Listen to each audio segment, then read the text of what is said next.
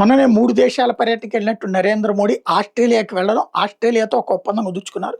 Uranium అన్నటువంటిది. ఎందుకయ్యా ఇక్కడ యురేనియం అంటే మనకు సంబంధించినటువంటి అణు ఆధారిత విద్యుత్ కర్మాగారాలకు సంబంధించినటువంటిది.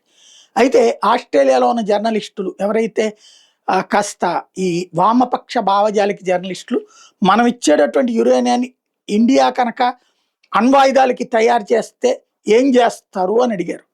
ఆస్ట్రేలియా ప్రధానమంత్రి చెప్పారు. మనం వాళ్ళకి యురేనియం అమ్ముతామని చెప్పాం.